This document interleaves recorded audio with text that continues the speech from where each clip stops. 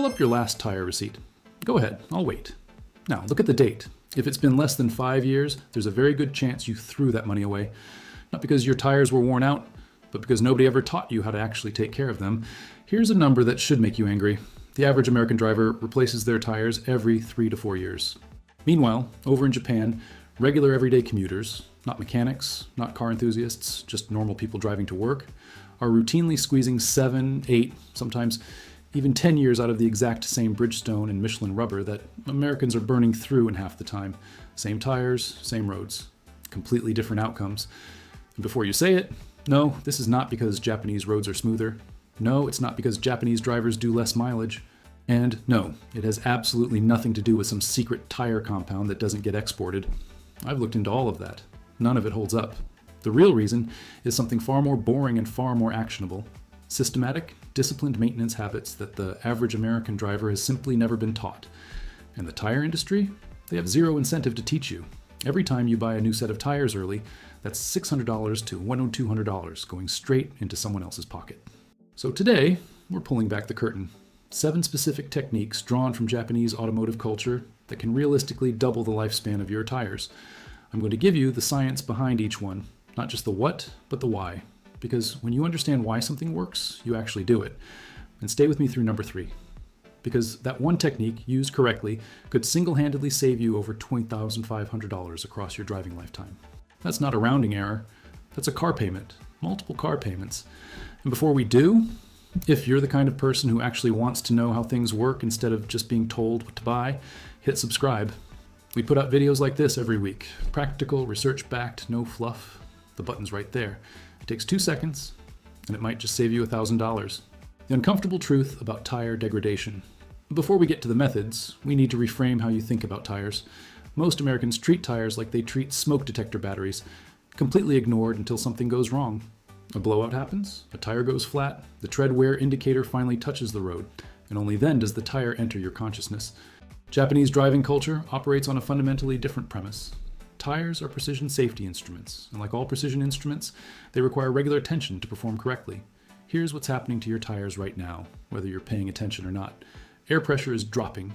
Road chemicals and ozone from the environment are reacting with your rubber compounds at the molecular level. UV radiation is breaking down the sidewall. Microstress fractures are developing from temperature cycling. Uneven wear patterns are quietly forming because your wheels drifted out of alignment sometime in the last 6 months. None of this is dramatic. None of it triggers a warning light, but all of it compounds. And compounding damage is exactly what cuts your tire life in half. The Japanese figured this out decades ago. Their approach doesn't fight the inevitable degradation. It just slows it down dramatically through 7 surprisingly simple habits. Method 1, the bi-weekly pressure protocol. In Japan, checking tire pressure every 2 weeks isn't considered excessive. It's considered baseline responsible ownership, the same way you'd check your oil or glance at your fuel gauge. In America, most people check tire pressure when the TPMS warning light comes on. Here's the problem with that approach. TPMS sensors in most vehicles don't trigger until pressure has dropped 25% below the recommended level. By the time that light comes on, your tires have already been running underinflated long enough to do real damage. Let's talk about what's actually happening inside your tires on a day-to-day basis, because this is something most drivers don't know. Tires don't just lose air when you get a puncture. They lose air constantly through a process called permeation. Air molecules, particularly nitrogen and oxygen, are small enough to slowly migrate through the rubber itself, molecule by molecule, even in a perfectly sealed tire. This is not a defect. This is physics. The average tire loses between 1 and 2 psi every single month just from permeation alone, without a single puncture or valve stem issue. Now add temperature into the equation. For every 10 degree F drop in ambient temperature, your tire pressure drops by approximately 1 psi. So a tire that was properly inflated at 35 psi in October is running at 31 psi or lower by January, just from the temperature change, before we even account for permeation. A tire that's 6 psi underinflated, which, as you can now see, happens faster than most people realize, generates 25% more tread wear than a properly inflated tire. It also reduces fuel efficiency by 3% and increases the heat buildup inside the tire dramatically. And heat, as we'll keep coming back to throughout this video, is the single most destructive force acting on your tires. But here's where most Americans who do check their pressure make a critical error. They check it at the wrong time. Checking tire pressure after you've been driving, even for just 15 minutes, gives you a false reading. As tires flex and roll, they generate friction, which generates heat, which causes the air inside to expand. A tire that registers 38 psi after a 20-minute drive might actually be sitting at 33 psi cold.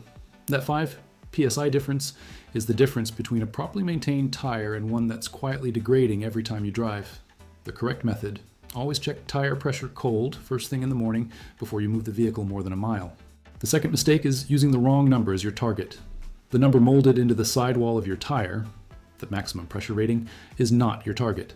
It is a structural limit, not an operating recommendation.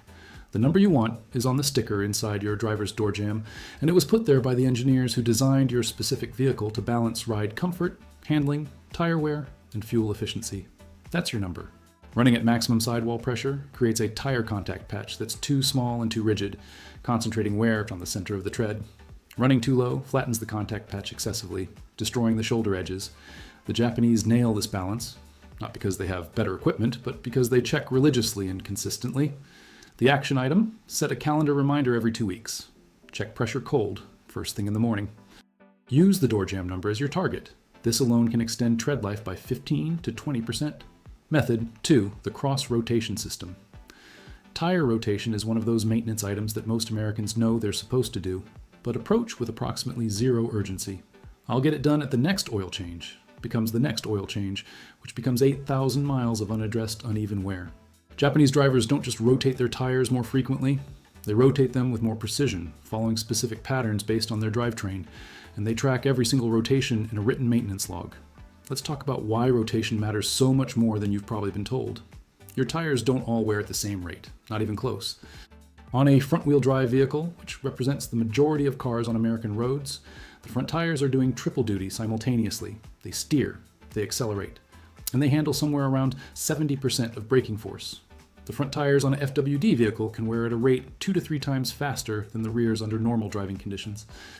If you wait too long to rotate, or worse, never rotate at all, you end up in a situation where your front tires need replacement while your rears still have significant life left. Now you're either replacing all 4 tires when only 2 need it, or you're mixing significantly different tread depths, which creates handling imbalances and, on AWD vehicles, can actually damage your drivetrain. The cross-rotation technique addresses something that simple front-to-back rotation misses: the directional wear patterns that develop on each individual tire. Here's how it works on an FWD vehicle. The rear tires move to the front on opposite sides, so rear right goes to front left, rear left goes to front right. The front tires move straight back to the rear on the same side. This cross pattern exposes each tire to different stress conditions, different steering loads, different braking demands, different positional forces, which allows wear to equalize across the entire contact surface. For AWD and RWD vehicles, the pattern adjusts accordingly, but the principle is the same: systematic, geometrically deliberate movement, not just swapping front and back. The Japanese interval is every 5,000 kilometers, roughly 3,000 miles. That might sound like a lot of rotations, but here's the math. At that frequency, no single wear pattern ever gets enough time to develop deeply. You're catching uneven wear before it becomes irreversible. The log-keeping element of Japanese tire culture deserves its own mention. Automotive journalists who visited Japanese tire shops have documented customers bringing in handwritten maintenance logs tracking every rotation date, every pressure check, every alignment service. This isn't obsession, it's accountability. When you write it down, you actually do it. And when you can see your maintenance history on paper, you notice when you're overdue. The action item? Rotate every 5,000 to 7,500 miles using a cross pattern appropriate for your drivetrain. Start a physical log. Write down the mileage every time you rotate.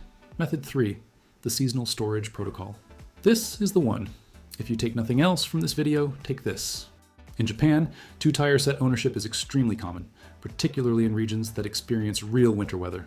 Drivers maintain a set of summer performance tires and a set of winter tires, swapping them out seasonally. This practice is more common in America than it used to be, but the part Americans almost universally get wrong is the storage.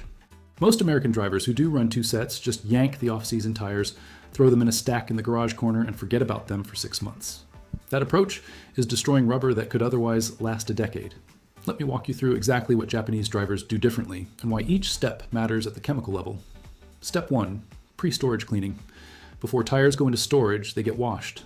Not just rinsed, actually scrubbed with mild soap to remove road contamination. Brake dust is loaded with heavy metals that react with rubber compounds over time. Petroleum residue from road sealants and oily road surfaces penetrates the outer layer of the tread and accelerates oxidation. Leaving that contamination on a tire that's about to sit in a storage for 6 months is like leaving salt on steel. Slow, invisible, continuous degradation. Step 2. Strategic storage location. The enemy list here surprises most people. The obvious ones are heat, sunlight, and moisture. UV radiation breaks down the chemical bonds in rubber, causing the surface cracking you see on old tires. High heat accelerates the same oxidation process you're trying to prevent. High humidity promotes mold growth and can compromise certain rubber compounds. But here's the one nobody talks about: ozone. Ozone is catastrophically destructive to rubber, and the most common sources of ozone in a residential garage are electric motors. That old chest freezer or refrigerator in your garage, the motor runs constantly and produces a steady stream of ozone. Same with your garage's HVAC unit, your water heater if it's gas-powered with electric ignition, your furnace. Any electric motor operating near stored tires is quietly destroying them. The ideal storage location is cool, dark, dry, and away from any motor-driven appliances.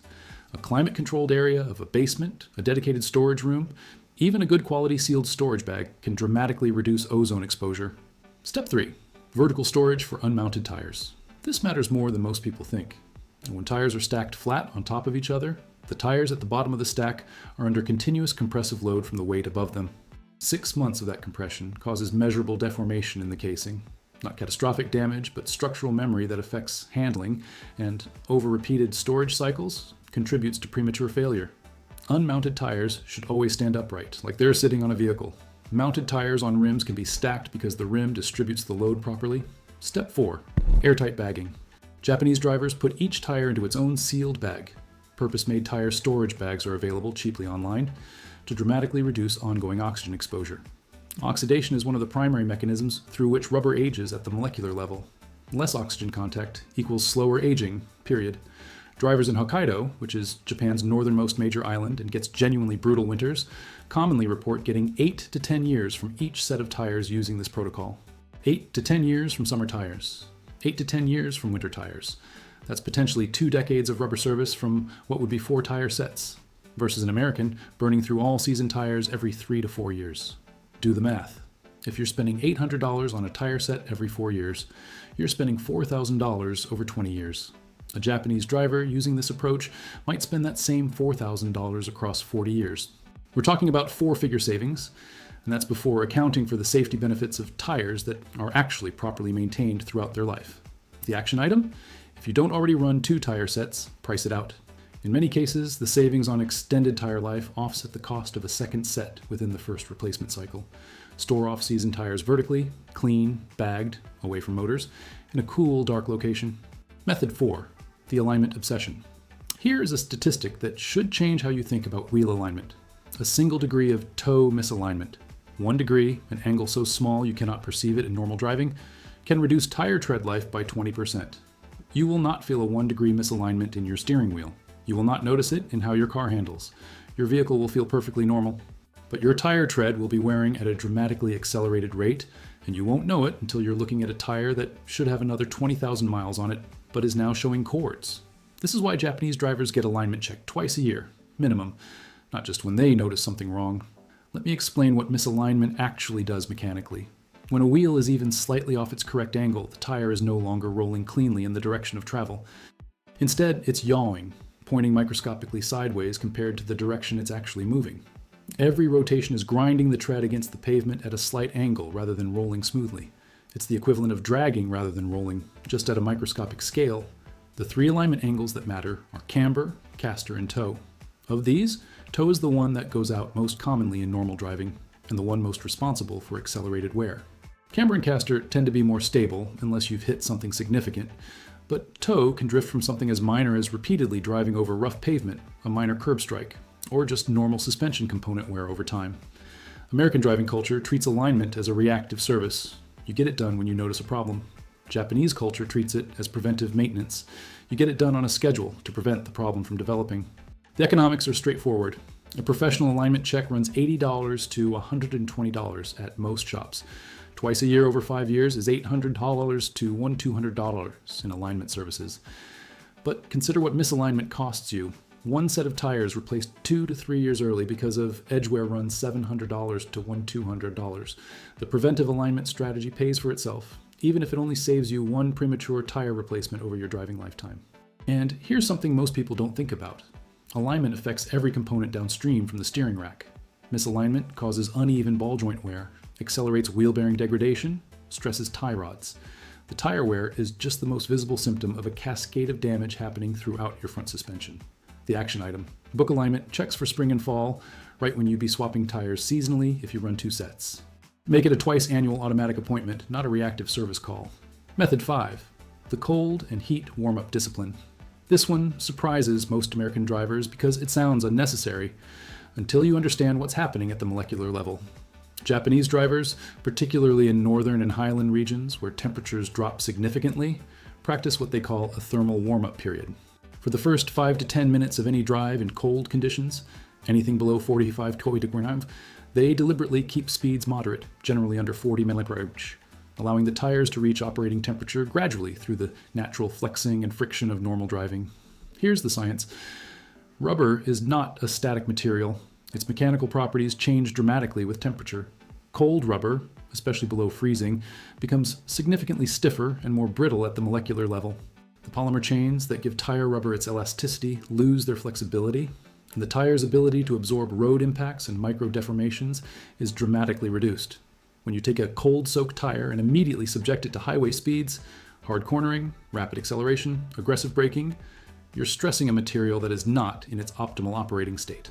The result is microfracturing. Tiny cracks develop in the rubber compound, concentrated at the tread base and in the sidewall flex zones. These microfractures are invisible to the naked eye, but they're structurally significant. They reduce the tire's tensile strength over time and become the initiation points for larger cracks and eventual structural failure. The damage from repeated cold stress is cumulative. 1 or 2 cold starts with aggressive driving won't visibly affect your tires. But hundreds of cold starts over several winters? That's measurable years of life removed from your rubber. The summer side of this equation is just as important, but often overlooked. When ambient temperatures exceed 95 degrees Celsius, which happens regularly in the South, Southwest, and Midwest, your tires are already operating near the upper limit of their designed thermal range. Aggressive driving in extreme heat pushes tire internal temperatures into territory where the rubber compounds begin to break down chemically, where internal adhesive bonds between plies weaken, and where the risk of sudden tread separation increases significantly.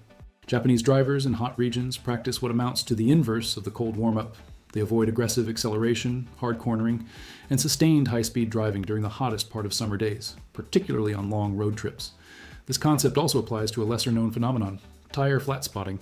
When a vehicle sits parked for an extended period, especially in cold weather, the section of tire in contact with the ground develops a temporary flat spot from the weight of the vehicle. Most flat spots in modern tires resolve within a few miles of gentle driving, as the rubber warms and regains its shape. But repeated hard launches from a cold, flat-spotted condition accelerates permanent flat spot formation, particularly in high-performance tires with stiffer compounds. The action item. Below 45 km/h, give your tires 5 to 8 minutes of moderate speed driving before you push them hard. In extreme summer heat, ease into aggressive driving and avoid sustained high-speed runs during peak heat hours if possible. Method 6. Load discipline. This one cuts against American driving culture in a pretty direct way because Americans love loading their vehicles to capacity and then slightly beyond. Every tire has a load rating stamped into its sidewall. It's expressed as a numerical code, and you can cross-reference it to a load index table to find the maximum weight in pounds each tire is designed to carry. Your vehicle has a corresponding maximum gross vehicle weight rating, GVWR, posted in the door jamb next to your tire pressure specifications. These numbers matter more than most drivers realize. When a tire is loaded beyond its rated capacity, even temporarily, it flexes more than it was engineered to. Increased flex generates heat, and we're back to heat being the great destroyer. A tire running at 20% over its rated load runs measurably hotter than one at rated capacity. And unlike the heat generated by normal driving, which dissipates when you stop, overload heat compounds with driving heat, pushing tire internal temperatures into the range where accelerated chemical degradation occurs. Japanese drivers approach loading with a precision that reflects their broader systematic mindset. Before road trips, they consider the combined weight of passengers, luggage, and cargo against the vehicle's weight ratings. They distribute heavier items low in the cargo area and position toward the center of the vehicle, both to avoid overloading the rear axle specifically, and to keep the center of gravity low, which reduces the amount of lateral flex tires experienced during cornering. This extends to roof cargo as well. Roof boxes and cargo carriers are popular for road trips, but American drivers frequently load them to capacity without considering that roof weight affects not just the tire's load rating, but the vehicle's handling dynamics in ways that put additional stress on the tires through increased body roll.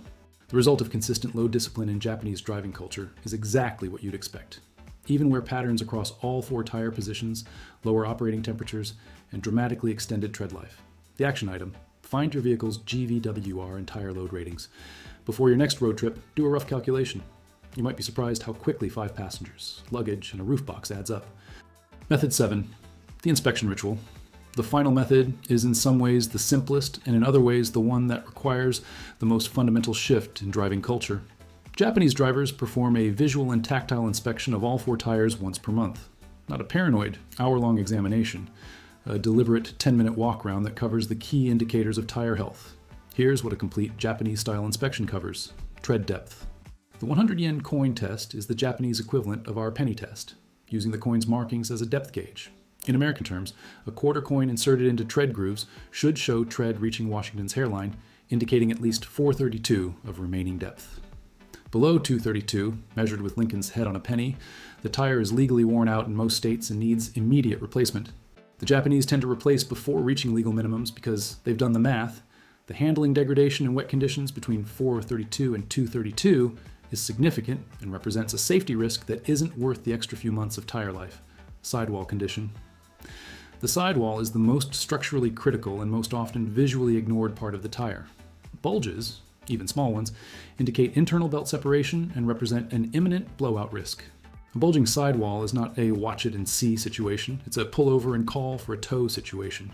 Hairline surface cracks in the sidewall are also worth watching. They indicate rubber oxidation and UV degradation, and they're often the earliest visible sign that a tire is aging out of its serviceable life, even if the tread depth still looks acceptable. Embedded objects. Road debris gets picked up constantly, and a surprising amount of it stays embedded in tread grooves without causing an immediate puncture. A nail or screw that hits perpendicular can seal around itself, allowing the tire to hold pressure for days or weeks while slowly degrading the internal structure around the puncture. Monthly inspection catches these before they become emergencies.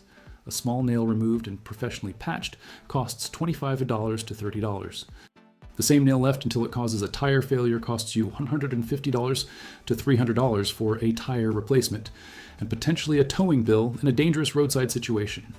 Wear pattern analysis. Uneven wear tells a story. Center-only wear indicates chronic overinflation. Both shoulder edges worn more than center indicates chronic underinflation. One shoulder edge worn more than the other indicates alignment or camber problems. Scalloping or cupping across the tread surface indicates a worn or failing shock absorber or strut. Each wear pattern is a diagnostic signal that something in the vehicle's suspension or inflation system needs attention. Monthly inspection catches these patterns when they're still developing, early enough to address the underlying cause before the tire is destroyed. Valve stems and caps. Valve stems are the most common source of slow leaks outside of punctures, and they're the most overlooked. The rubber on valve stems ages and cracks, just like tire sidewalls, and a cracked valve stem grommet will cost you 2 to 3 psi per week in pressure loss. Caps should be present on all 4 stems. They're not just decorative. They provide a secondary seal and prevent dirt contamination that can cause valve core failures. The action item: set a monthly calendar reminder. The last day of each month, spend 10 minutes doing a complete walk-around inspection of all 4 tires. You're looking for depth, sidewall integrity, embedded objects, wear patterns, and valve stem condition. Here's the thing about all 7 of these methods. None of them is particularly dramatic in isolation. Checking your pressure every 2 weeks doesn't, by itself, double your tire life.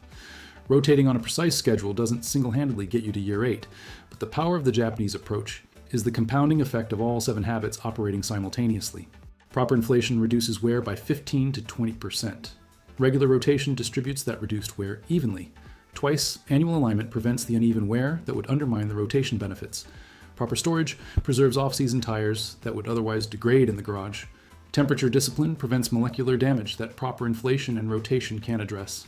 Load management keeps heat levels in the safe range that all your other maintenance work depends on.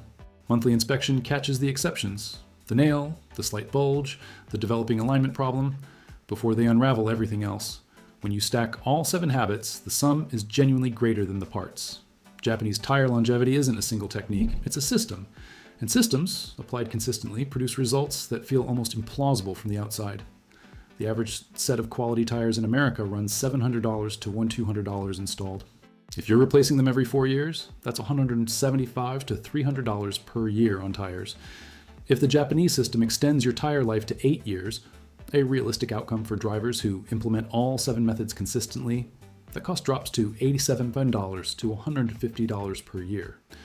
Over a 30-year driving career, that gap is $2,600 to $4,500 before you count improved fuel economy from proper inflation and avoided repair costs from early problem detection. That's real money. That's not a rounding error or a marginal improvement.